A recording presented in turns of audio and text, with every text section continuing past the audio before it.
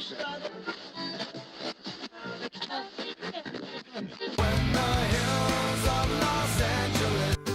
Angeles, I'm and most Hollywood nights. She goes to California, oh, California. California. What you say about Los Angeles? LA got the people saying.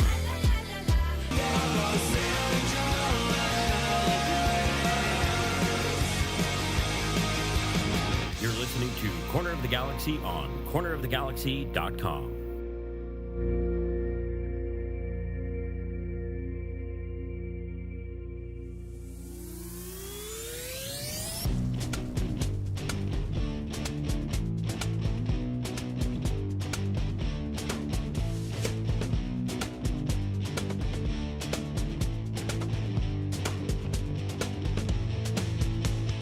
It's time for another episode of Corner of the Galaxy from the Box, the show that gets you behind the scenes of the LA Galaxy and into the minds of soccer reporters and MLS experts. Your hosts for the day are Corner of the Galaxy's Josh Guesman and LA Times soccer reporter Kevin Baxter. Let's start the show.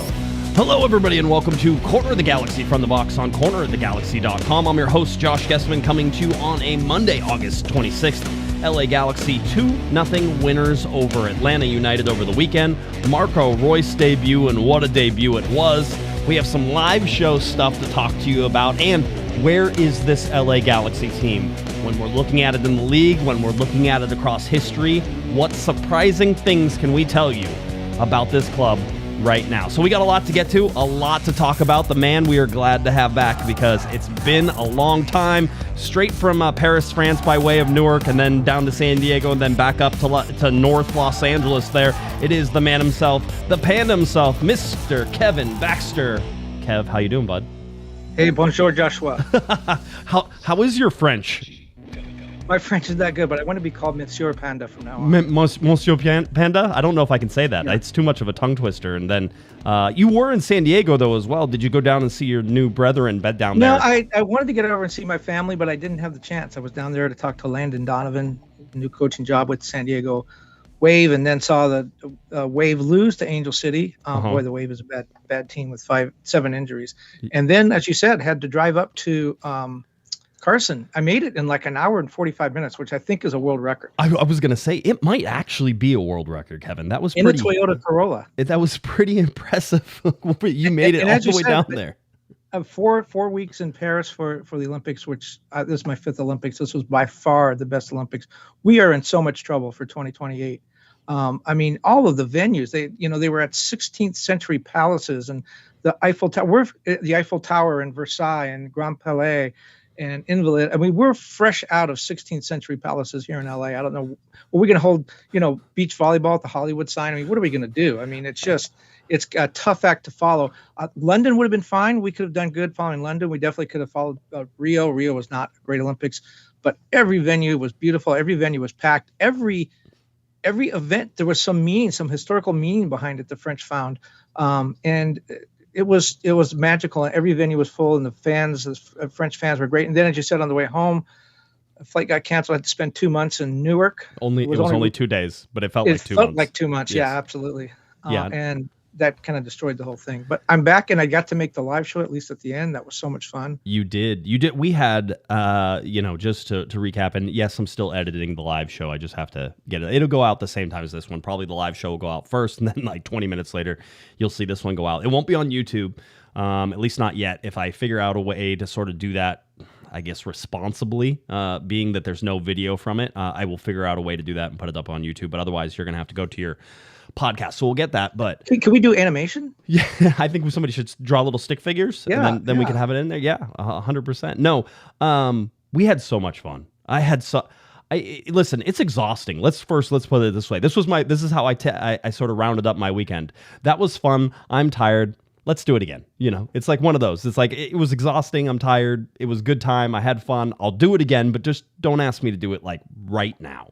right? Give me a little bit of time to sort of to sit there and do the whole thing. By the way, $5 super chat from Raphael. Merci for the Olympic coverage, Monsieur Panda. See, there you go. That was hey, that was awesome. Maybe it was in euros. Maybe it got transferred down to $5 on the super chat. But thank you for that, Raphael. Appreciate that.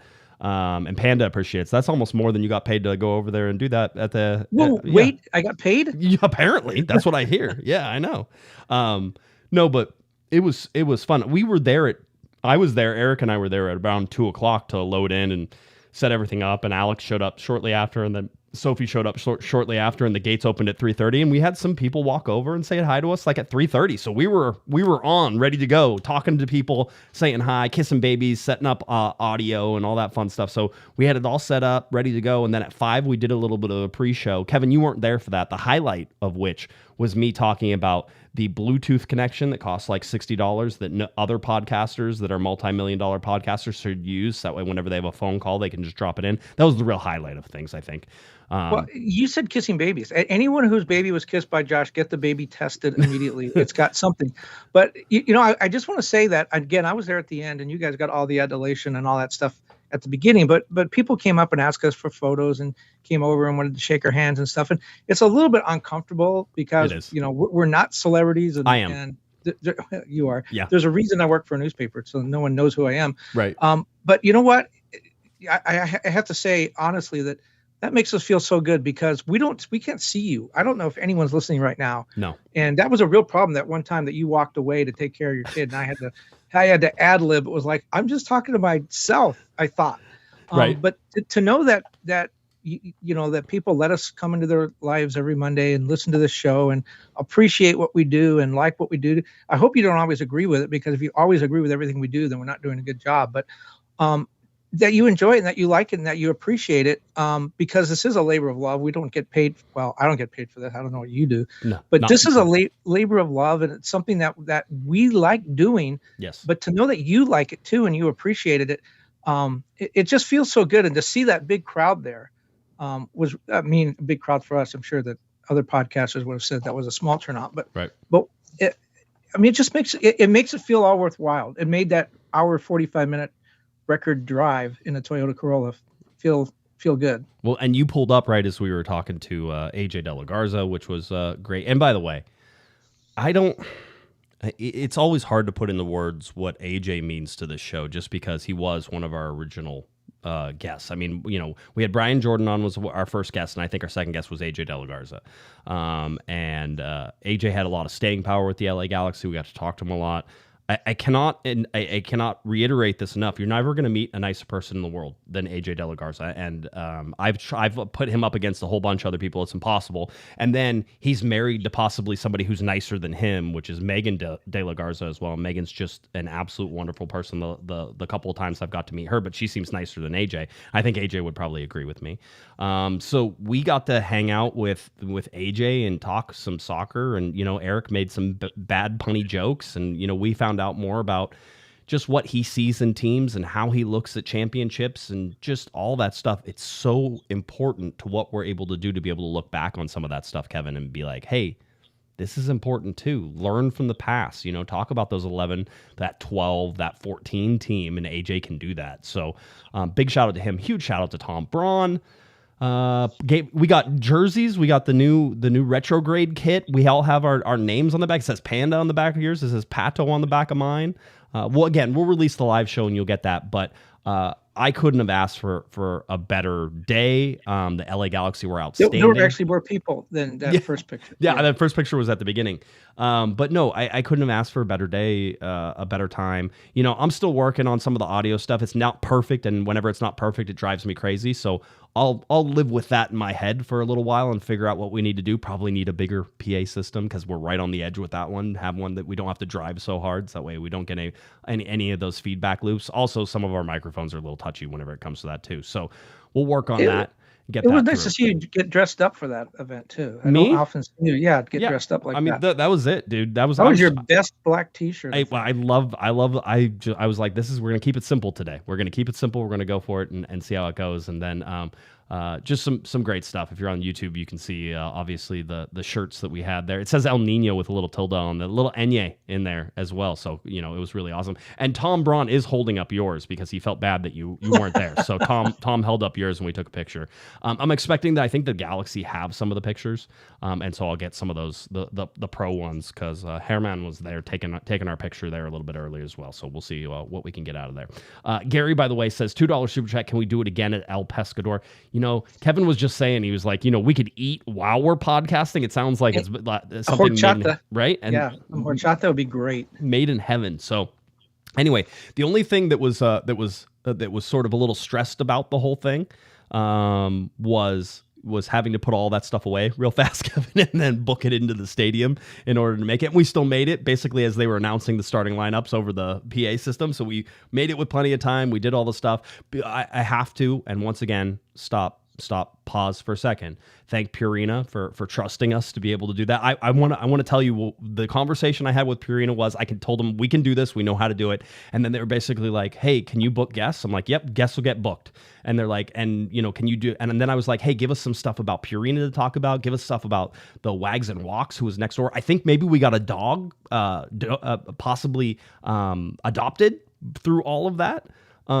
Eric had amazing, just activations with talking about Purina and doing the dog jokes and all this stuff. Just amazing. He's such a genius. I love that man so much. The best part was when we brought the dogs up to the end. You think you said it was Eric's idea to bring the dogs up and try to match them with a player through their personality. That was so awesome. It was great. It was great. So anyway, huge shout out to Purina for trusting us and the LA Galaxy for trusting us and doing all that. And to all of you guys, as Kevin said, at the end of the night, I was walking back to my car. I sort of got in my car and settled down for the first time.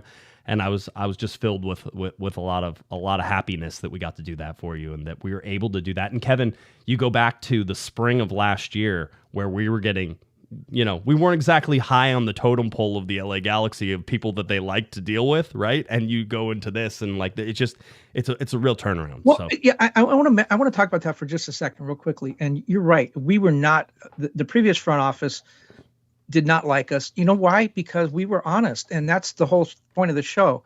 The team is good now. Everyone feels good, and because we're talking about how good the team is. The only thing that's changed, we have not changed. The only thing that changed is the scores.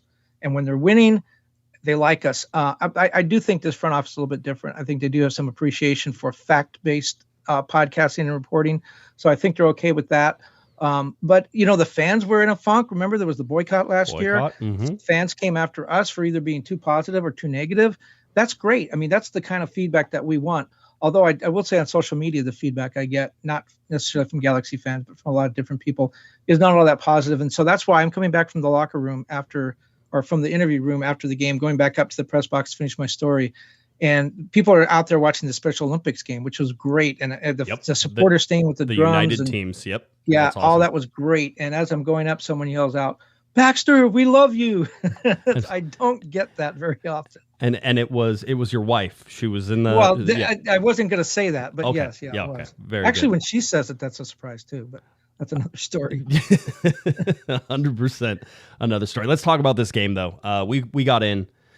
It was funny. We talked to Tom Braun during the live show. He said it kind of feels like maybe this is the start of the season all over again. Like there's butterflies almost. Like it feels like a big deal. It did feel like a big deal. It was made a big deal, Kevin, by the fact that the front office was able to get Marco Reus a visa as fast as they were and able to get him in. Let's just take this for what it is. Let's take Josh at his word for just 2 seconds. The LA Galaxy front office and the way that we explained how the LA Galaxy were able to get the visa, how they were able to approach that and get him onto the field for this game. The Galaxy, it was 0-0 whenever Marco Reus came on. Not saying that the Galaxy can't change that, not saying that it didn't, but when Marco Reus came on, it was 0-0. The LA Galaxy front office could have just picked up the LA Galaxy 2 points if it would have stayed at a draw. And if it's 0-0 longer, maybe Atlanta finds a way to sort of put one. Maybe they picked up 3 points. It's not often that you can look at a front office in an administrative role, Kevin, and say that they picked you up points. I think it would be hard-pressed to say that the LA Galaxy front office and Gordon Kleshchin and Zach Marchetti and Oliver Curry, all under Will Kuntz and getting all that stuff done, that those guys, and by the way, I can never spell any of their last names, so let's be very clear about that. I had to put out like 4 tweets in order to get all the last names right. That's why I'm a podcaster. That's why you're a print journalist, because you can't pronounce them. I can't spell them. So all of that, but having said those guys just won you 3 points on the night. And that's something that's pretty special and you won't see all the time. Well, and I wasn't really, I mean, I wrote about a little bit about the things that you talked about, how they got the call Wednesday at 4 p.m. and they had to be in Vancouver at 8 a.m. the next morning. And then Royce had to be back Friday for training, and all these things had to fall together. No 2-day flight delays, fortunately for them. Yes. So everything worked out. But, I knew it was unusual, but I didn't think it was moving heaven and earth until I wrote that story, and the London papers picked it up the next day. They reprinted parts of my story talking about how the Galaxy had gone to this great lengths to get this visa done. So I guess, I mean, the Galaxy do this all the time. They've had hundreds of players throughout their career who have been foreign players, and they have 8 right now. And all those players have needed documentation.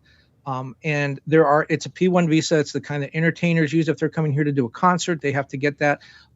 Special needs, not special needs, but special skilled people in the tech industry get these visas. It's not unheard of, but it does take up to 8 weeks, and the Galaxy got it done in about 36 hours. Yeah, it's crazy. I mean, the part that I don't think I've ever been so clear on is usually whenever you go in the morning and you start that paperwork process, it I guess 7 times out of 10 doesn't get done that day. Like you have to come back and do it and have another appointment in order to make sure you have everything. But they were able to get it all done in one day. And there's a couple of things that I asked. I talked to Will Kuntz during my sprint up the freeway. He called and we talked for a little bit while I was driving, and hands-free, everything was cool. But I talked to him a little bit about why, you knew you were going to get Royce. You know who he was. You knew all of his stuff. He was actually in the country for a while. Right. Why not just start that stuff early? And he says, we can't even approach anybody until we have a signed contract. Yep. And then once you have a signed contract, then you go to the Players Association. They have to do some sort of a letter of, I forget what it's called, but the Players Association then has to say, okay, yeah, this guy's part of our group. It's okay. We like him. He's going to be part of the team. Then with those documents, then you start the process. It's like when you go to a restaurant and they say, oh, your whole party's not here. We're not going to seat you yet. It's kind of that thing. You have to have everything done and then start the process. They had AEG legal team involved. They had an immigration lawyer. They had a U.S. Congresswoman involved. They had apparently friends it's like hush-hush a little bit, but they had friends at the consulate in Vancouver or somewhere in the State Department helping them. They did call in a lot of favors. Favors. I mean, I know you don't want to say favors, but it's about the network that you create around that to even be able to do that, right, Kevin? Because you have to know who to pick up the phone and call. You have to know how to call, how to approach, how to do all these things.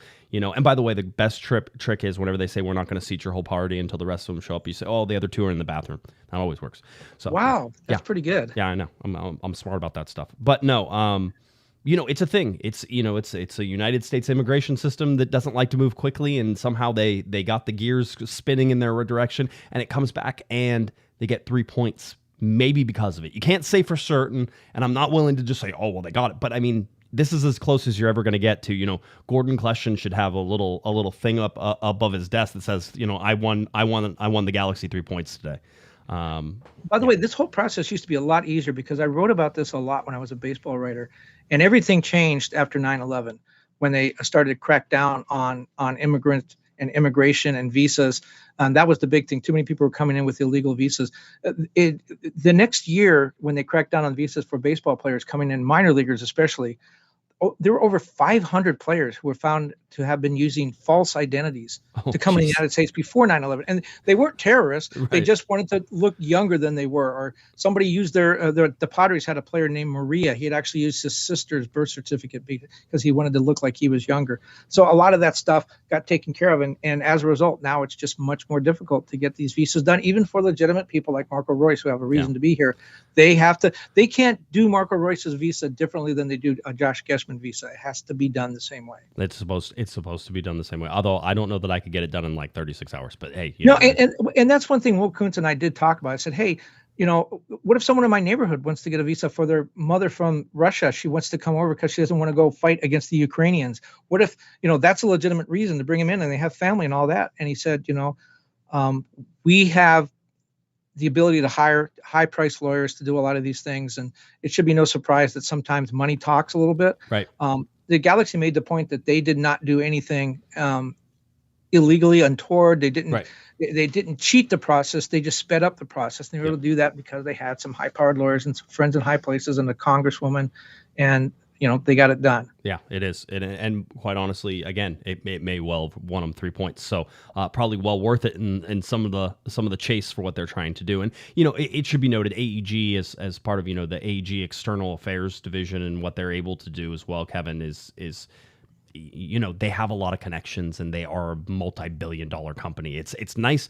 A lot of times I know people are saying, hey, maybe what happens when AEG sells the team and blah, blah, blah, all the stuff. Well, some of that stuff will go away. Some of the ability to just lean on this multi-billion-dollar company that has a quote-unquote high-priced lawyers and everybody else working, you lose some of that. So there's some benefits to it as well. So we'll see if we can do it. John Cena says new Garth Brooks LA Galaxy song, Friends in High Places instead of Friends in Low Places. I like that. Friends in High Places. It works. LA Galaxy get the 2-0 win over Atlanta United. Let's get you your starting lineups for this game. It was John McCarthy back in goal. You had John Nelson at left back, Maya Yoshida, Jalen Neal, the two birthday boys, by the way, Yoshida and Jalen Neal, both have birthdays on the same day.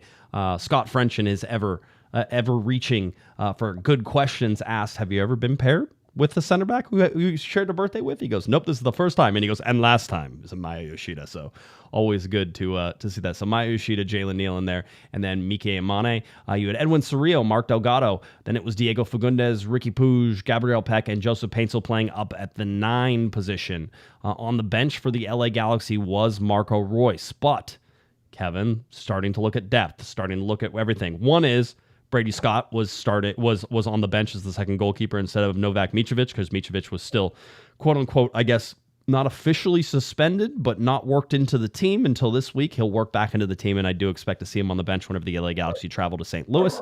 But you got Brady Scott, you got Parente, you got Miguel Berry, you got Eric Zavaleta, you had Gaston Brugman, Dejan Joveljic, who makes the bench for the first time since getting injured. You have Mauricio Cuevas, Tucker Lepley, and Marco Royce there coming off the bench. So there were some real options for the LA Galaxy, Kevin, coming off the bench. And I think if you look at what Greg Vanney was able to do in the second half, the LA Galaxy used that bench to its fullest potential in order to do that. So here's this game. The LA Galaxy under pressure for a lot of that first half. Having said that, it was also a pretty boring first half. I thought the Galaxy were able to control a lot of the possession. In fact, they finished with over 70% of the possession. So that was there, Kevin. So they seemed like they did a good job in terms of limiting the Atlanta chances. 2 balls in the back of the net, both of them offside on Atlanta. But it felt like something was missing in the attack. They would get to the attack. They would get stonewalled by an Atlanta United team who sat a lot of men behind the ball. And the Galaxy's shot selection, and perhaps Joseph Paintsel and his positioning, and Gabriel Peck and some of his positioning, and Greg Vanney was certainly yelling at points in that first half, trying to get something to work out. You didn't see the Galaxy really pick it up in the first half. Well, and Paintsel also, again, became the latest on a long line of Galaxy players who failed to convert a penalty kick. By the way, right, on the possession thing, people look at that possession as an offensive thing, and it is an offensive number. But Greg Vanney made the good point that if you have the ball 70% of the time, you only have to defend 30% of the time. It is it is absolutely a defensive stat, and you should look at it that way. Greg Vanney is correct. And this is a team that all season long have not been great defensively. In fact, I was surprised to find out that why can't I remember the goalkeeper's name now? John McCarthy is second in the league in saves. I was surprised to find that out. You said that made sense. I was not aware the Galaxy were giving up that many shots on target, but apparently they are. And the more that they're able to limit that, the better that McCarthy and the defense are going to be. I will say that I think that the LA Galaxy give up shots from outside the box a lot more than from inside the box, right? Like in this particular game, I don't know that McCarthy really had to stand on his head and do anything special. In fact, I think he don't had think 4 or 5 saves. he did, but like, do you They weren't- remember they any of them? weren't no, Exactly. no. So if you're allowing your goalkeeper to make 4 or 5 saves and you're sort of limiting the chances that are coming at them, you know, and again, 2 balls in the back of the net. Greg Vanny said after the game, he goes, "I'm going to go watch those to make sure our guys had that covered and they knew they were offside." Right? He goes, you know, I'm gonna check up on that. I always like that. There is like 2 sides to the offside argument, which is, oh, well, he scored an offside goal. It's like, that's cool. Did you have him covered? Did you know he was offside? Were people in the proper positions? Or was this, well, we got lucky because they were offside, because otherwise we didn't have them covered and they weren't in the right spot. So something to sort of take a look at. I believe it's the 7th shutout for the LA Galaxy this season. I think they had 6 all of last season. So that puts them 1 up in that particular category there. But And McCarthy's career high is 8, which he had last year with LAFC. So he's getting some career numbers for himself as well. yeah, it seems that way. You know, I think we can certainly talk about John McCarthy in the season he's had. We can talk about Novak Mitrovic and whether or not we still think he's a distraction. Certainly getting into this game and winning this game is a big deal. I would also say that just from media days on Thursday and then talking to the guys afterwards, I also had a little bit of inside information from some other people, but it's the Galaxy were really disappointed in how they exited CONCACAF Champions League. And while, the Leagues Cup, really upset about Leagues Cup. Somebody asked a question about CONCACAF, and so I was thinking about that. But in Leagues Cup, they really wanted to go further than that. They wanted to beat Seattle. They wanted to go on and really compete for that cup. I think maybe I underestimated that and the ability for that to happen. I'm glad it wasn't a distraction for them, because there's a lot of teams, especially 2 teams in the Western Conference, who had to play a lot more games than everybody else in a shorter period of time in order to get to those finals or get into the 3rd place game, Colorado and LAFC. So that's a lot of miles you put on legs whenever the Galaxy are in 1st place in the Western Conference and chasing down possibly a Supporter Shield bid, although it's pretty much Miami's to lose at this point. But if Miami stumbles, the LA Galaxy could be there to sort of pick it up. Having said that, there seemed to be a want or desire to make up for the exit in Leagues Cup, Kevin, which I thought was interesting. And yeah, Maya Yoshida talked a little bit about that. But back to John McCarthy for just a second. I think when Will Kuntz signed him and knew him from their time together at LAFC, that he talked about him being a good locker room guy, a good dressing room guy, a good team guy. And I knew all that to be true from covering him at LAFC as well. But I don't think anyone expected he would have this kind of a season. I felt like he was kind of a placeholder. Mikovic is the guy of the future. Let's get through this season. Let's have a serviceable goaltender. Let's not lose a lot of games 7-6. Let's just have a guy back there that can stop the easy shots, maybe make a couple of hard saves a game or a week or whatever, and just someone to keep the score close and see if we can win some games. I think he's been way better than anyone expected him to be, and I know that the popular opinion is Mikovic has the job next season. That's my opinion. There's lots of people who disagree with me, by the way. I think it's a reasonable opinion to have. I think that was definitely the thinking going into the season, probably for the first 4 or 5 months. It would be really hard to go to McCarthy now and say, "Hey, buddy, thanks for the great season, but we're moving on." Right. He's prepared for that. I've talked to him about it. He's prepared for that because he's a journeyman goalkeeper, and that's what happens to journeyman goalkeepers. He's ready for that. But I think he's earned a little bit more than that, as long as he keeps playing like this. I mean, who knows? We've still got 7 games to go. Yeah, there's still 7 games left in this season to sort of watch and play out. Well, let's talk about the big moment, though. Marco Reus and coming on as the LA Galaxy put in a little line change there in the 62nd minute. First of all, how luxurious is it for the LA Galaxy to be able to bring somebody like Gaston Brugman off the bench and put him into the game? And how luxurious is it to be able to put in Sir Miguel Berry into the 9? That's a really important piece. We'll talk about that. I joke a little bit, but it was important to how the LA Galaxy played whenever they made this move. And then you get Marco Reus making his MLS debut. Very loud stadium. Sold out, by the way, 25,000 plus. How many have they drawn over the franchise history? What was it? 10 million. 10 million it was. Yeah, I remember the MLS team with 10 million fans and 400 regular season wins. I had that. See, you're jumping the gun. That was for afterwards. Sorry. See, 400 regular season. I didn't have the 10 million one. I missed that one. I saw it in the moment, and I just remembered now. Tom Braun gave Ricky Puig a jersey too. Ricky Puig, that guy? Yeah. Then maybe you'll like you get again, a jersey. Yeah. So you get Marco Reus in, the crowd is electric for it. Again, his availability made that game a must-watch game. Funny enough, I was trying to get some tickets for Larry Morgan on Twitter, right? He was like, "Hey, you think you can get me tickets for this game?" I'm like, "I don't know, dude." I go, "I don't think it's gonna happen," right? I'm like, "This seems like it might be a big one," and I reached out to see if we could get him in, and they're like, "No, man, I don't got any tickets." I'm like, "Oh, well, I smelled sellout," right? And I was like, "This is coming. It's gonna be a good one." Tom Braun told us earlier in the day that it was expected to be a sellout, so we knew that as well. So going into it, it was a gorgeous Saturday night. The place is packed. It's dark. We're getting closer and closer to playoff football here. It's, eventually I expect the nights to turn a little more chilly. It was pretty nice at the night, but you get Marco Reus being announced by Mr. Michael Araujo, and that was a special moment. We've been there for a lot of debuts, Kevin. Whether it's David Beckham, or whether it was when Landon Donovan came back, or whether it was when Robbie Rogers was there, whether it was Zlatan. I was going to say Zlatan Ibrahimovic. Whenever people were chanting, "We want Zlatan," and everything. Every time Marco Reus got up off the bench, there was a large cheer. And whenever he was sent towards the starting or the start line, the midline, the starting line, whenever he was setting towards the midline, there was a buzz and a fervor behind everything. You could hear it building. It was a rumble there. And then he comes on, and Michael Araujo announces him, and it's a super loud cheer. So he's out there. Here's the thing about guys like Marco Reus. We used to say it about guys like David Beckham. Maybe we said it a little bit about Robbie Keane. We certainly said it about Zlatan Ibrahimovic. They're playing at a different level, Kevin. They're playing at a different level, and you could see Marco Reus, even whenever he came in, just how easily he fit into the spots and spaces. How, we always talked about the LA Galaxy having to adjust to Marco Reus, and it was sort of one of those things. Well, he's really experienced, so he's probably going to be able to figure that out pretty fast.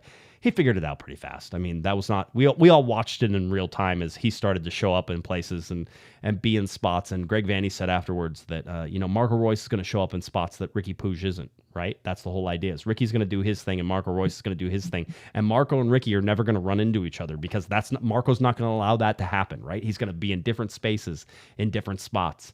I thought they showed a lot of chemistry. I thought they played well together. And the other thing I thought was interesting was the substitutions. Yes. And I don't know whether this was planned, but to me it seemed planned.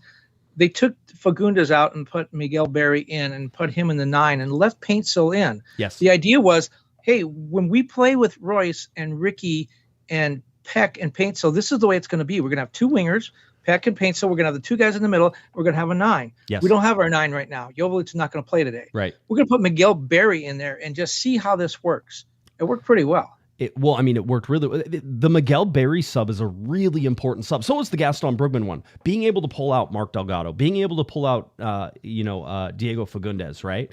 And you switch these guys out, and you still have such a potent offense that's still in place. This is the depth that LA Galaxy fans have been screaming for years, right? I don't know when that happens. I mean, I was sitting next to Damian Calhoun, and I said, wow, it's pretty nice to be able to pull Reus and Brugman off the bench. And he goes, well, don't forget about Miguel Berry. Miguel Berry's sub was important is because it gave him the true 9, Kevin. You're 100% right. It gave him the true 9. That allowed Paintsil to move back to his preferred spot. That allowed Miguel Berry to do 9 things. Does Miguel Berry do 9 things? Does he press the line? Is he a big body you have to mark? He almost had a header that was a goal. I mean, a really nice pass from the side. I think it was Peck who came in from the side. But all of a sudden, the Galaxy started clicking, moving Paintsil back to where he was supposed to be, putting Miguel Berry in at the 9, having that whole sort of option there, and then watching Reus come in. And the first assist that Reus has, he's in the box, Kevin. And how many times have we seen LA Galaxy players get in his position and get happy feet and get a little impatient and not know what to do with the ball and just sort of maybe screw that up? Instead, you got a guy like Marco Reus. He's coming. He's on the ball. He's in the box. He sees everybody in front of him. He's like, I got plenty of time for this. I'm going to wait for a second. He takes a breath. He takes a pause as all LA Galaxy fans are screaming because he's inside the box. This is about to happen, right? And then he just lays the ball off to Ricky Puig, a late arriving Ricky Puig. We've been waiting for the late arriving Ricky Puig run for all season, because usually Ricky has to be the one making the pass inside the box, Kevin. Yeah, I think Reus and Ricky, look at they'd played together forever. I think there's a certain level of confidence. I think Royce looks at Ricky and says, this is the guy who played at Barcelona. This is the guy that's been around. I know this kind of player. I trust this kind of player. He'll get that with Paintsill and Peck eventually, but I think he feels much more comfortable with Ricky, and I think Ricky feels comfortable with him. But you're absolutely right. I looked at the replay of that goal a million times, and the defenders around Royce, they gave him too much respect, I think. That what's this guy going to do? This guy's a German World Cup player. What's he going to do? And they kind of backed off, and you could just see Royce saying, okay, fine, I'll just stand here and wait for something to happen. And he waited and waited, and he was extremely patient and made he could have made other passes. He could have held onto the ball, but he made he read it correctly. Ricky with a late run. It was an exquisite goal. And by the way, one thing we talked about before the show is you mentioned Gabriel Peck a couple of times. I think Gabriel Peck may be the most important. And now we don't know with Marco. He's only going to play 8 games at most. Well, no, right? I mean, he's going to play. You mean in the regular season? Yes. Yeah, regular season, yes. But I think Gabriel Peck may be the most influential, important, game-changing acquisition of any team in the league this year. Look at the way he's changed the Galaxy. I think he should be newcomer of the year. He won't be. We talked about before Suarez is going to get that from Inter Miami, because when some blogger in Toronto looks at his ballot and sees Gabriel Peak and sees Suarez on the ballot, he's going to pick the guy he knows, not the guy whose name he can't pronounce correctly. So, but I think when Will Kuntz waited out and brought Gabriel Peck in, and then, Paintsill has been important too, but Peck's the one that changed this team, I think. Yeah, I mean, you're talking about newcomer of the year, and I think that quite possibly and very easily he's going to go up against Luis Suarez, and that's going to be his big headache in all of this. And people are going to love to make Luis Suarez newcomer of the year because that sounds fun and stuff. Or Hugo Lloris, he's going to get some votes too. He's had a really good season at LAFC. But, I mean, those are big name guys. And had we heard of Gabriel Peck before we started reporting on this winter? No. I would not. No. And by the way, even whenever he came in, remember he came in a little later than Paintsill, and so he didn't start the first couple of games. And you're looking at that, and you're like, oh, Paintsill's clearly the better player here. We're hold it, and you're like, oh, wait a minute, and and then Peck's like, hold my beer. And he comes in and he's been outstanding. I'll say this though, I thought that they both struggled in the game, a little rusty. Paintsill and Peck, not, and again, the Paintsill at the 9 isn't a great fit. It works, and it's the best option for long-term replacement of Joveljic if he's going to be injured and not play, because you don't want Miguel Berry starting the games. I think Berry's gooder. I think Barry, don't worry. I think Barry's gooder. He's most good. He's the most good guy. He's the mostest goodest. I think Barry is better in smaller spurts. I think he's more effective in those smaller spurts. Again, I thought he was very dangerous whenever he came in, and he really helped change the game for the LA Galaxy. It's obviously Marco Royce, but the Barry move is also important there. And so you can see what they're able to do. But good Lord, did they make it look easy. And then Marco Royce goes and scores the next one. So he has a goal and assist. And he is the first LA Galaxy player to have a goal and an assist in his off the bench in their league debut for the club. He comes into the press conference afterwards and said, I was a little angry with myself that I missed the first one. And he goes, so I'm glad I put the second one in, because he had a shot, it rebounded out, came back to him, and then he put it in. That was really interesting when he talked about that. He said, I much prefer getting assists from my teammates, allowing my teammates to score, which I thought was a kind of unselfish thing to say. He said, I get more satisfaction, enjoyment out of that. That's what I think my role is.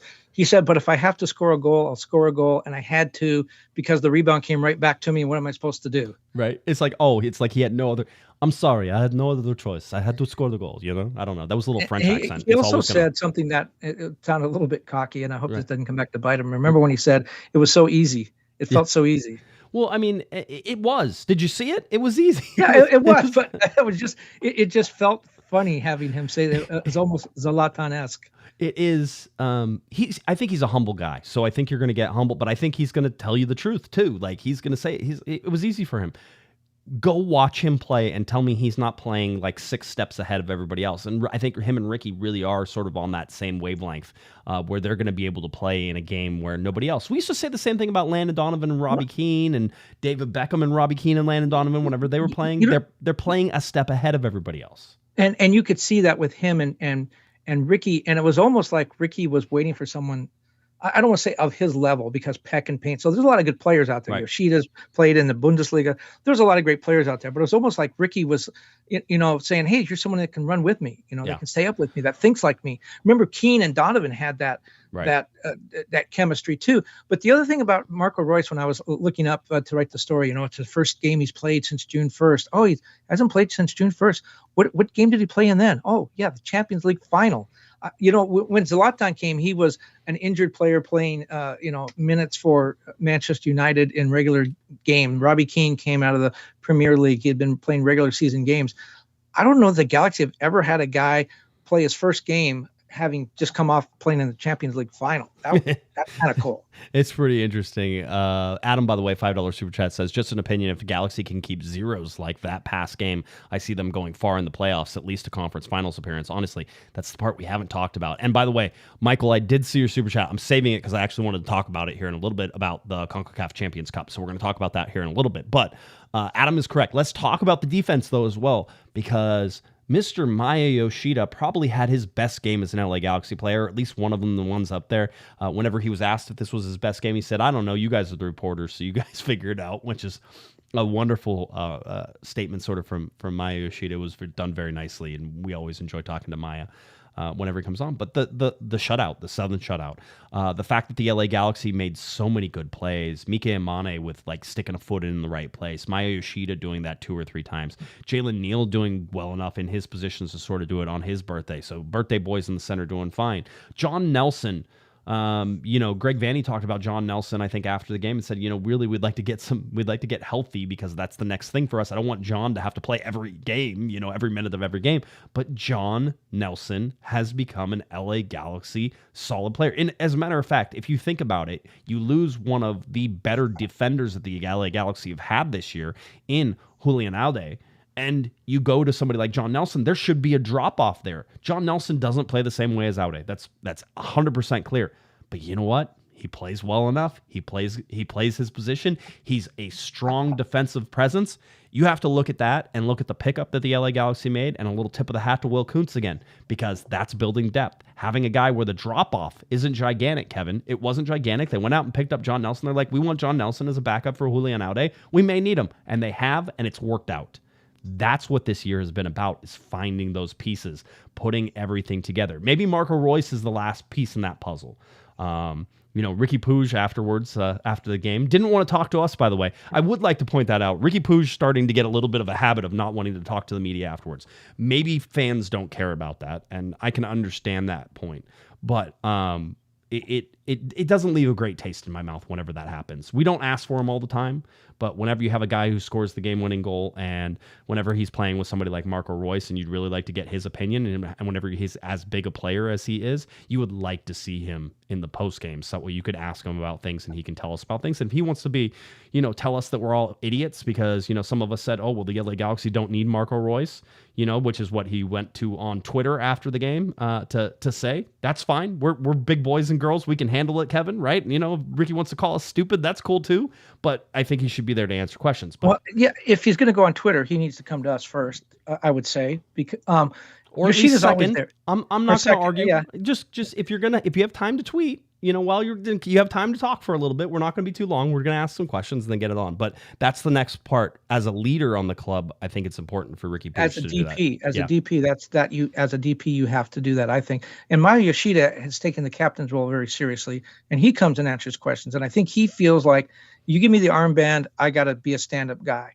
And I've got to come and answer those questions. Sasha Kleston did that as a veteran, but you're right. I think the other DPs, Peck, there's a language issue, but he has come when he's been requested. Joseph talks whenever he's requested. Yep. Mm-hmm. And Ricky is a DP, and there, I think there's some responsibility that comes with that. And you're on a big club. This is not, with all due respect, this is not Sporting Kansas City. This is a big club in a big city with a long history, and you're the star player.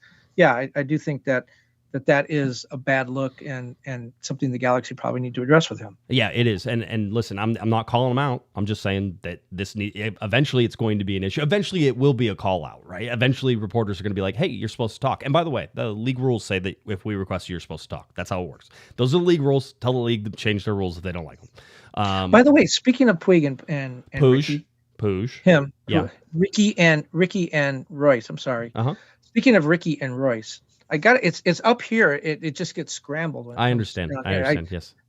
Speaking of those two, we had been led to believe, or we speculated, or in any case, the conventional wisdom was Marco Royce was coming in as a 10 money player. He was going to play off the bench, and that's how he was going to be used. I think that all changed. First of all, we heard he was going to play 10 to 15 minutes, and Greg said all along the plan was 30. So that was a little bit different. But the chemistry that they showed, the fact that he wanted to play that many minutes right out of the box, the way that it worked, I don't know if that thing that him coming off the bench was the plan. I think that's gone out the window. I see how there could be a 4-player midfield with Paintsville, Peck on the outside, and Ricky and Royce in the middle, and I think that seems to work really well. Well, we'll see. The big news, of course, obviously, is that Ricky Pooch got a yellow card accumulation again, so he will be out for St. Louis, which means that Marco Royce will have a chance to sort of fill in there. I don't know if Ricky will not talk next week. Ricky will not talk next week as well. That is correct. So 100%. Adam, $5 super chat. Josh, thanks for the clarification on Twitter. At least Ricky will be available for the LAFC game. At least he got the card accumulation this game. I think it's if you're going to have it right now, you want Ricky Pooch for the home games, right?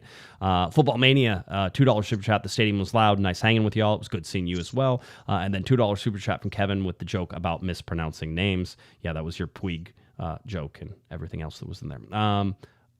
Before we get, I'm gonna just go back and say I covered Yasiel for a long time, and every time I see that thing, I have to. I know. It stops me. I know, 100%. I get it. One of the better moments of the night was Jalen Neal on his 21st birthday. The LA Riot Squad does a player of the match for every home game, and you would think it might be Marco Royce, who had a goal and an assist, but no. This one was preordained. It was Mr. Jalen Neal on his 21st birthday with a sign that said, "First one is on us," to Jalen Neal. And it is the first, I'm sure they've been waiting for a long time, Kevin, for Jalen Neal to be 21, to have it. So preordained as it is, the LA Riot Squad stays being the LA Riot Squad, which I love. They're true to their core, Kevin, started by, Mr. Kevin Hartman, whenever he said, "Hey, if you guys get a bunch of people together, I'll bring you a keg." That's how you started the supporters group back in the day. And that's how this group continues to live its life. And I have, nothing but respect for it, because that is 100% who they are and how it works. That's stunning that Jalen Neal is that good at that position, a position that normally is played by older guys. Right, at 21. He's that good at 21, and he's just he wasn't even 21 until after the game. Yep, that's it. So 21, he gets his first beer on the LA Riot Squad there. They always give a little, what is it? It's a large bottle. Is that a growler? A growler? Thank you. That's what I was looking for. The growler of beer. So Jalen can't pronounce the player's name, but I know all the alcohol terms. But you know the beer. Hey, shout out to Miguel Berry, big man, 100th career MLS regular season appearance for Miguel Berry. So that was another thing that was pretty exciting. Overall, by the way, this team is looking good there, Kevin. This team is looking real good. We can talk about all the fun stuff that we have seen and sort of looked at, but the team of the week is one we have to put up there. Marco Royce on the team of the week. Maya Yoshida on the team of the match day. I can't believe they changed it, and it makes me upset now. Team of the match day for Royce, team of the match day for Yoshida, and then Ricky Pooch down there on the bench for the team of the match day as well. And our old friend Sebastian Lletget there in the midfield. Sebastian Lletget, Luis Suarez is up there. He, I believe, won player of the match day. He had 2 goals and a 2-0 win. He did, and Miami clinched the playoff spot, fastest to do it, tying LAFC at 25 games. So that was something to sort of watch there as it goes on. But somebody was asking, it was Michael who was asking about the CONCACAF Champions Cup, the CCC, which used to be the CCL.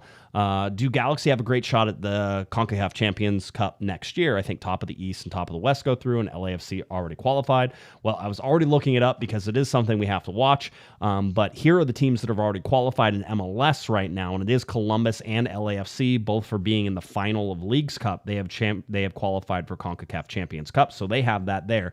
The rest of the MLS clubs, so 5 clubs, end up being the 2024 MLS Cup champion. You have the Supporters Shield winners. All right. You have the non-Supporter Shield winning conference champion and the 2 next best clubs in the Supporter Shield. Now, the really interesting thing you're going to see here, Kevin, is that LAFC, should they win any of those other things, can't take up 2 spots. They only be able to take up 1. Another way in is U.S. Open Cup. So that one's there. Some of the Canadian championships. So the Canadian teams can get in on the 2024 champion there as well. And then they have a Canadian Premier League, I guess, is also going to get. Did you say 2 clubs. Colorado has already clinched the spot too by finishing third in Leagues Cup? Leagues Cup 2024 third place, Colorado Rapids right there. Yep. So in the third place game, the Colorado Rapids beat the Philadelphia Union in penalty kicks. And so now they're in there as well. So that, again, also helps the LA Galaxy, because if Colorado should rise to the top, they can't take one of the CONCACAF champion spots as well. So there are 2 teams in the Western Conference who are already taking up CONCACAF Champions Club spots, which again is a good thing for the LA Galaxy, because it'll give them more paths to said CONCACAF Champions Cup. So yes, we are watching it. We will keep you guys updated on how that works and where it goes. If the LA Galaxy finished top of the Western Conference, they would get one of those spots. But they could even finish third if they finish behind LAFC in Colorado. Exactly. Yeah. Yep. So you could even do that as well. So we'll keep watching and see how they're going to allocate those. The only thing I always worry about, Kevin, is are they going to say, oh, well, we're not going to give another one to the Western Conference because the Galaxy finished third. We're going to give it to the next best team over on the Eastern Conference. You know, Miami's going through because they won the Supporters Shield, and then the next one, and they're going to give it to a third team. They can always figure out how they're going to allocate those, and I don't trust them. Go back to that graphic for just a second, because if the season ended today, the Galaxy would be in twice. They would be in as the top team in the conference, correct? Yes, they would only be in once, as far as I know. But I mean, there's 2 paths. The top team in the conference, right, and they're in the top 2 of Supporters Shield.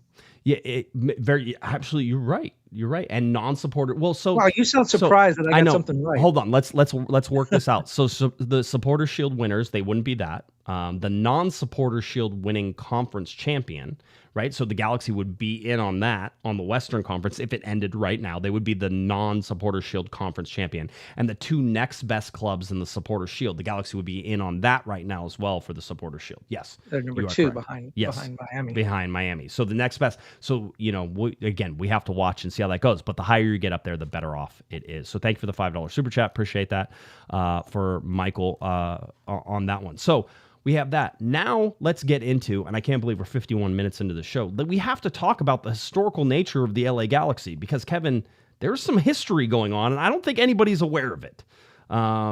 Let's go to the charts. I always think we need a jingle that says charts and maps and charts. Yeah, that would be good. You know, I'll work on it. But Ray, if you hear this, Ray, let's get on Chat GPT and drop some lyrics for this thing. All right. The LA Galaxy right now. I knew this before. You did not know this, and I told you, and you're super surprised.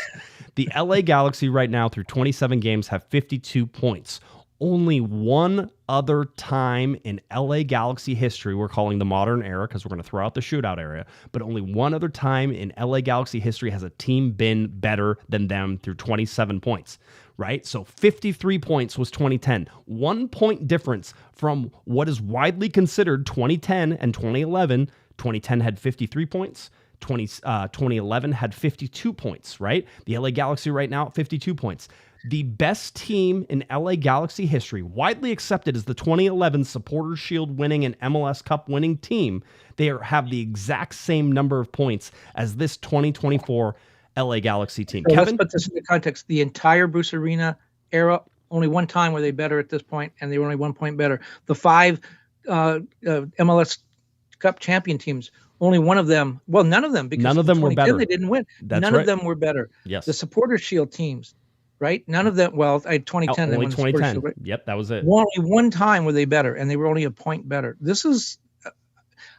I did not know that until you pointed it out. I wonder how many people did know that. This really snuck up on me, because we'll talk in a minute if we have time about why I still am not convinced this is the best team in the league or a Supporters Shield team. They're proving me wrong, clearly, but it just. I think a lot of people would agree with me that this doesn't feel like this team is that good. You know what, when you though? look at the numbers, they are. This is one of those things. That one is the numbers are showing that they are, right? And that at least compared to themselves. Now, you can no longer just compare the LA Galaxy themselves. You have to go compare it to the outside world, right? And right now, it's fairly clear to me the LA Galaxy are not even a top 2 or maybe even not even a top 3 team in Major League Soccer right now, because I would put Columbus, who is still my number 1, and I've been waiting for them to explode and just be the good team that you expect them to be. Columbus is the best team in Major League Soccer right now. I don't care about Miami. Columbus beat Miami last time they played them. I do not care. Columbus is the best team in Major League Soccer, and you can see it. Second best team is probably either Miami or LAFC, but you also have to throw Cincinnati into that mix and see how Cincinnati's going to come out. Cincinnati's probably a little overrated right now, just in terms of what they've been doing, but the LA Galaxy aren't there. So we can say that the LA Galaxy are at 52 points and that no other LA Galaxy team, except for the 2010 team, had more points through 27 games. Again, we're excluding 1998, whenever it was the shootout era when they had 58 points at this point, but we're talking modern era. So, and error, because I was inputting these by hand, so who knows? It could be wrong too, but that's how important this, or how good this LA Galaxy team has been. We've had to undersell them, though, Kevin, and everybody has had to undersell them. I think you're still in the mindset that you have to undersell this LA Galaxy team because of how bad they have been. You can't trust them, right? That's the whole thing. I think you're still at the point where you can't trust this team. You're not sure they're going to go out there and put out the performances that they have been putting out all year, but it's like I feel like I'm waiting for them to return to where they're supposed to be. It's like they're playing over their head. It's an I old, guess it's an old girlfriend. It's an old girlfriend. The best way to say it is I feel like they're playing over their head. I'm not convinced they're as good as they're playing. They're proving me wrong. Right now, I would agree with you. Columbus is probably the best team in the league. I would put LAFC second. I think LAFC is the best team in the West. And the reason I say that is what happens on the field. You know, Columbus has thrashed LAFC twice now. They outscored them 8-2 in their last two games. They beat them the last two finals, Leagues Cup final and last year's MLS Cup final. LAFC, by the way, they've lost 4 straight finals now. But they haven't lost in 17 games to MLS teams not named Columbus. They lost twice to Columbus in the last 19 games, but 17 games without losing. They just got a lot better with Olivier Giroud, who scored his first goal, shows that he's fit. They may have lost Murillo to an injury in the Leagues Cup. We'll see what that happens. But, I mean, they have the reigning league scoring champion in Boanga. They just added Olivier Giroud. Bogus is really playing well. A lot of good that did them. They can't beat Columbus, right? I mean, I get it. That's it. And again, I say on the field is where it matters. You look at LAFC and you say that's the best team. Columbus beat them twice, so that makes Columbus the best team. Okay, so why is LAFC better than the Galaxy in my mind when the Galaxy are ahead in the standings? Last 2 games, LAFC beat the Galaxy. I agree. And so we'll find out on September 14th at Dignity Health Sports Park how that is has that changed? It has that changed, how it's shaping up. I have a column in tomorrow's LA Times about this is what Don Garber wanted when he insisted on having a second team in the LA market. The Galaxy were here. They brought in Chivas. That never became a rivalry. The Galaxy were the reigning or were the MLS Cup champions in their first year that Chivas came along. That never really became a rivalry. The Galaxy were MLS champions when LAFC were founded. They didn't play for 4 years, but that never became a rivalry because the Galaxy again went in the tank and weren't good for a long time. Now all of a sudden, 2 of the best 3-4 teams in the league are in LA. The MLS Cup team from the West is going to have to go through LA. It may not be LAFC, it may not be the Galaxy, but Seattle, Colorado, Real Salt Lake, they're going to have to beat LAFC and the Galaxy to get there. So this is what Don Garber wanted: the second largest market in the world, a media market in the country rather. The 2 of the best teams battling it out, games that mean something. I mean, you know, the El Tráfico always meant something, but when LAFC was on the top of the standings and the Galaxy were in 11th, the game was for bragging rights. That's all it was, and it mattered for that. This matters for Supporters Shield. It matters for MLS Cup Championship. It matters for CONCACAF Champions Cup. These games now matter. Yeah, I still think LAFC is a little bit better, but you know, if the Galaxy beat them on the 14th, then we have to change our mind, don't we? Yeah. Well, I mean, I think you have to look at it. I mean, again, I'm not saying they're separated by that much, right? Because I don't think they are. I mean, you look at the first loss that they had to LAFC and, you know, really outside of a horrible penalty call, which was later told by the referees that they screwed up, that game probably ends in a draw, right? So you have something like that. You have, you know, the Rose Bowl game, that one I'll give it to. I think LAFC was the better team that night, right? So now how is that going to change? And does it change? Is there growth? You know, I get that people cringe about, you know, us talking about LAFC and saying they're a better team. Then prove it on the field. Show it on the field. And I think you're right, Kevin, to say that. I have LAFC as the best team in the Western Conference right now. I think it's then the LA Galaxy, which is surprising because I really thought RSL was going to be in there, and RSL got worse in the transfer window, and that's not going to help them. The LA Galaxy got better in the transfer window. We talked about the transfer window. LAFC got better in the transfer window, right? It's like if you can get better in the transfer window, we position yourself in the right spot. The Galaxy positioned themselves. LAFC have positioned themselves. Colorado got better in Leagues Cup. It's like Colorado's doing fine. They're going to be one of those teams that's going to race down these last couple ones. But right now, I think it's probably LA Galaxy and LAFC battling for that 1-2, and then you have Colorado probably in the 3. I feel like that's how it's going to maybe end up here. It would be fun to do sometime, because I think this would surprise a lot of people. If you went position by position with the Galaxy and LAFC, I think you'd find that the Galaxy is going to hold their own. Okay, at goalkeeper, Reus probably better than McCarthy. At center back, who's better than Maya Yoshida? Yeah. At the outside back, Holland's head's really good, but Yamani's just as good, if not better. In the midfield, Ilie Sanchez is a great player. I might take Bergman over him. You have Puig, and then you have Reus. I mean, Reus. You can play Olivier this game. Giroud. Olivier Giroud is better than those guys, but they're playing really good, and together they may be better. Bowenga has all these goals, 9 of them on penalty kicks. He hasn't scored that much from the run of play. The Galaxy should try to score some penalty kicks. Greg Vanney talking afterwards about the penalty kicks, by the way, and I thought it was really interesting. He was like, I think Alex Ruiz asked him the question, and Greg goes, "Yeah, we're gonna have to talk about that." He said we're not going to talk about that now, but you might see a change. I mean, again, would you take Bogas over Peck? I don't think you would. I mean, you want to look at LAFC and just say, oh my God, they're so good, but then go man by man and you find out the Galaxy are right there. Well, the other thing that you sort of look at is what does this look like down the stretch, right? The LA Galaxy now 7 games left. I think LAFC has 11 games left. They have to play 11 games in the same amount of time the LA Galaxy have to play 7 games. Including 1, if not 2, U.S. Open Cup games, one this Wednesday. And so that's even more, right? So it's piling up on them, and that could help the LA Galaxy strive in that Western Conference. And Kevin, we can talk about everything we want. The LA Galaxy having home field advantage, winning the Western Conference, would be huge for the chance for them to hoist an MLS Cup. Gigantic. Knowing that everybody would have to come through Dignity Health Sports Park, including LAFC. They've played LAFC twice in the playoffs. Yep. Both times there, they lost both times. Yep. I think the game is totally different if they have to come to Dignity Health Sports Park. I know it's only 12 miles, but the atmosphere, anyone who's been to both stadiums will tell you, the atmosphere is totally different. And that in a playoff setting, that's going to make a huge difference. And Dignity Health Sports Park is a great place to watch playoffs if you've ever been there for them. I know it feels like a while, but the LA Galaxy can do it. So it's important to do that. One of the other things I think I wanted to touch on before we sort of start to transition out of this, the LA Galaxy now projected to score 65.5 goals. That 65.5 goals puts them above the total for last year as well. I believe 61 goals was last year. I'm shuffling through my papers, which is why you'll hear it on the microphone. Let's see. Here we go.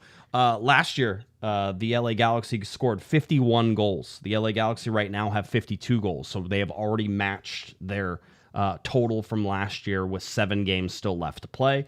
And then what we see on the defensive side is actually pretty interesting as well. Kevin, last year the LA Galaxy gave up 67 goals.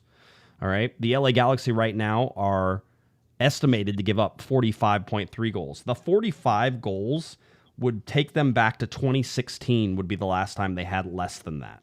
All right. That 2016 team, and by the way, 2020 was a shortened season, so it had 46, but you can't count that one. 2016 would have 39 goals, and the Galaxy right now predicted to give up 45 goals, but they're down from 67. So a tremendous change in what the LA Galaxy defense would be. And as pointed out by our wonderful listeners ahead of time, here is the LA Galaxy could very well, if they start hanging up some more zeros or really limiting the offensive production of the other teams they're playing. Certainly looking at St. Louis, who went 4-4 at Portland over the weekend. Limit St. Louis to scoring goals and, get out of there with a 1-0, get out of there with a 1-1, a 2-0, that type of thing. The LA Galaxy could really be onto something. So, and I would say credit John McCarthy for a lot of that, but also credit Yoshida wasn't here all of last season. Yamani wasn't here at all last season.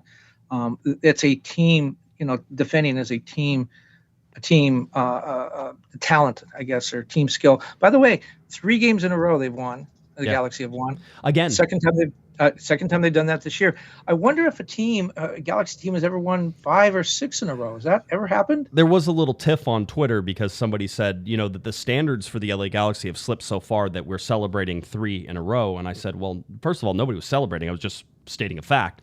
And second of all, apparently the standard is for the LA Galaxy to win 6 or 8 games like they used to do. Except that I actually know how many games the LA Galaxy have won in a row, and apparently this other person did not. So in all of the history of the LA Galaxy, the most games they ever won in a row outside of the shootout era, again, we'll discount that, was 5.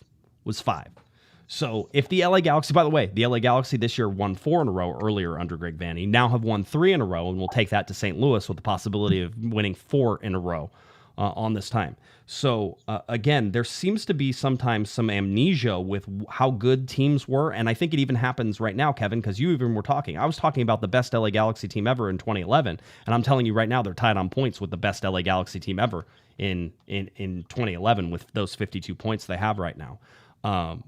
The most games the LA Galaxy ever won in a row were 5.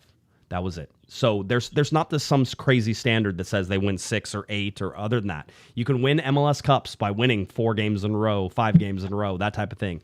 But in a regular single season, regular games, right? So we won't. Sometimes you can stretch winning streaks from one season to another, Kevin, right? Like you ended it on in 2023 with a win, and then you start 24 and you win 5 in a row, and that's 6 in a row, and you did it.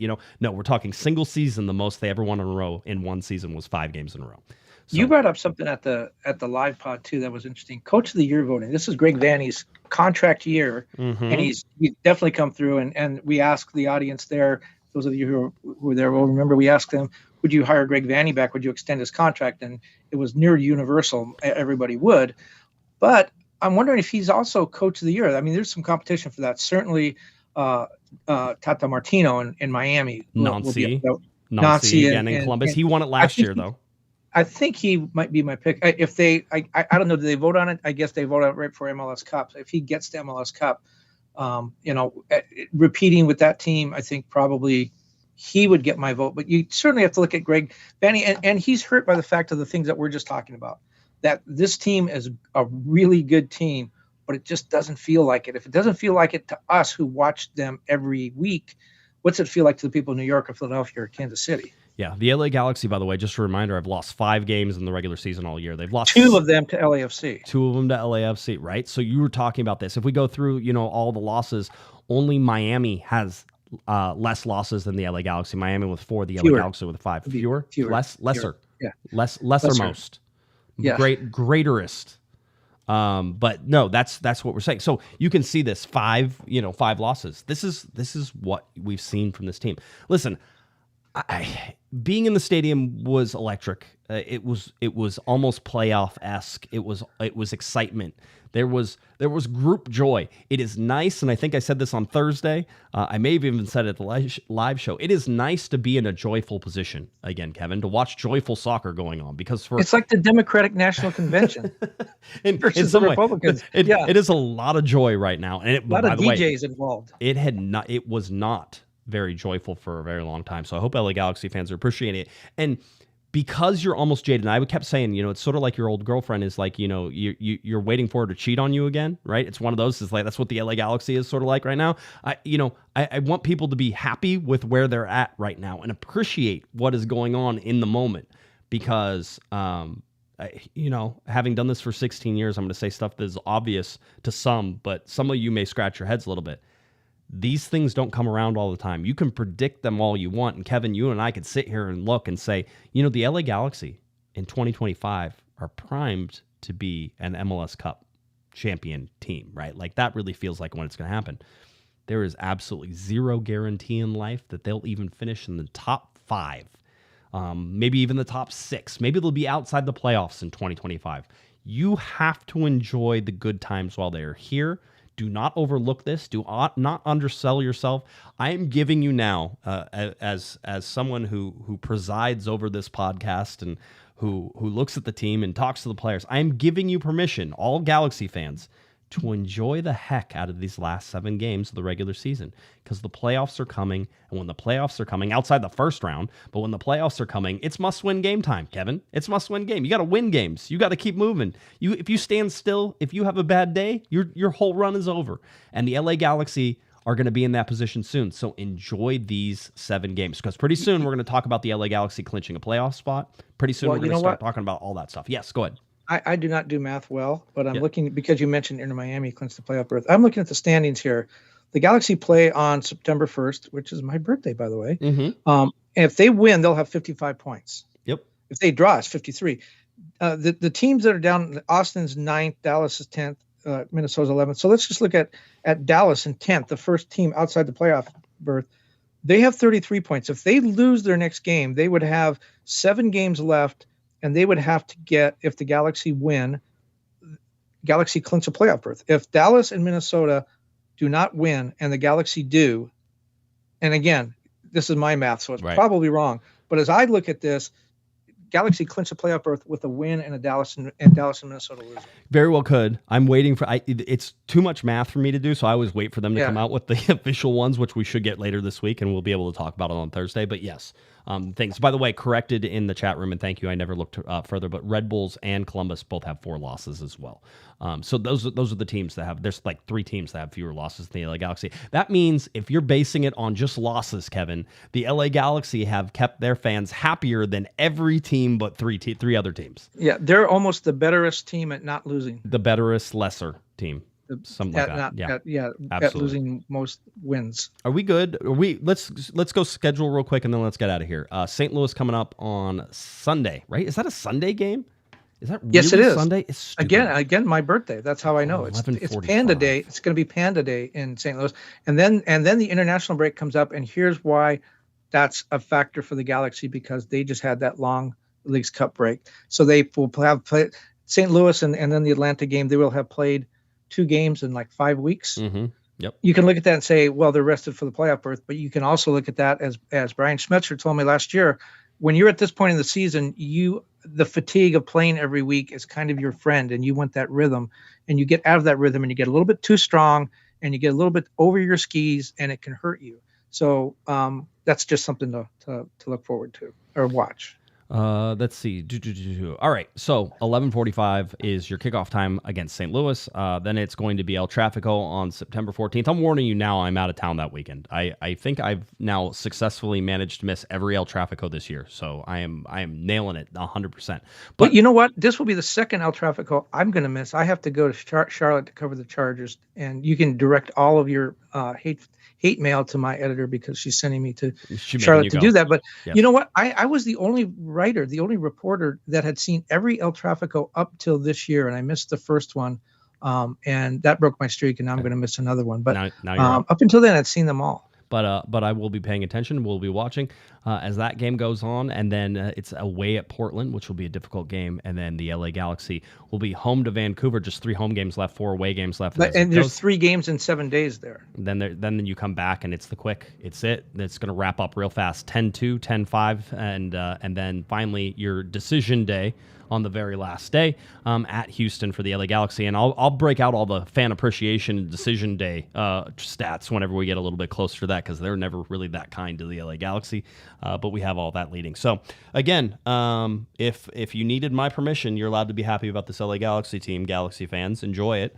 And we'll see where we take it. We'll be back on Thursday. This team lost 18 games last season, by the way. Yeah, I know. They've won 15 games this year. Is that correct? Is that what I was looking at? Hold on, I'm going to pull it up. Yeah, 15 times the LA Galaxy have won this year. 15 times. You know how many less ruined weekends that is for LA Galaxy fans? You know, like every time the Galaxy would lose, it ruined somebody's weekend. There's a lot less ruined weekends. Is there going to be a baby boom this year? Is there, like, in 9 months, are we going to have a lot more LA Galaxy babies? Is that what's happening? I heard Gordon question one of the reasons he had to pull back a little bit on the Marco Royce thing was because he had a baby shower to go to. Now, let me ask you another question, see if you know this. What's the Galaxy record, modern era record for wins in a season? Because I think they have a chance for that. I don't think they're going to get it.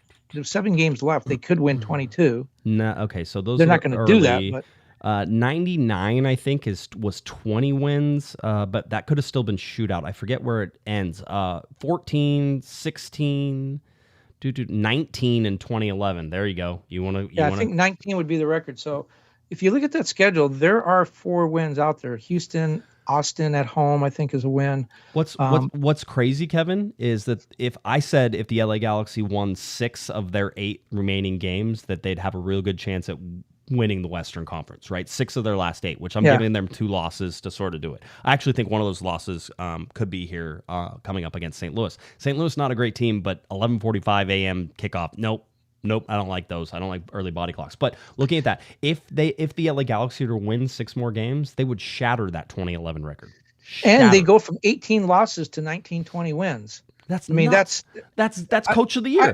I'm changing my coach of the year. There you go. I just decided. I just changed it. I'm glad we got there. All right. Anything else? We good? Let's get out of here. Thank you to everyone who came out. And if you did adopt a dog, please let us know about it because we want to tout that. Yeah, absolutely. 100%. All right. If you're looking for Mr. Kevin Baxter on X or Twitter. And why would you? Nobody knows. At KBaxter11. LATimes.com for all of his wonderful soccer coverage, or whether he's out covering the Chargers or whichever sport they choose to throw you at next. Head on over to LA Times for Mr. Kevin Baxter. If you're looking for me on Twitter, it's at Guesman, at Galaxy Podcast. Cornerofthegalaxy.com is where you can find everything. And then, of course, go out to our podcast, like, subscribe, find all those wonderful things on YouTube, on Spotify, on SoundCloud, on Apple iTunes. All those places is where you can find us. Au revoir, everybody. There you go. The Frenchman has left the building. I'm out of here, too. For Mr. Kevin Monsieur Panda, and I'm Josh Monsieur Pato Guesman. You're listening to Corner of the Galaxy from the box on cornerofthegalaxy.com. Let's get out of here. See ya. You've been listening to the Corner of the Galaxy podcast on cornerofthegalaxy.com. You can follow the show on Twitter and Instagram at Galaxy Podcast. And be sure to check out and subscribe to iTunes, Stitcher, and Facebook by searching for Corner of the Galaxy. Fans, we thank you for listening. We ask that you be kind and courteous to your neighbors as you leave the podcast. We thank you for joining us and look forward to seeing you again. Until then, I'm Michael Araujo. And on behalf of the entire Corner of the Galaxy crew, goodbye.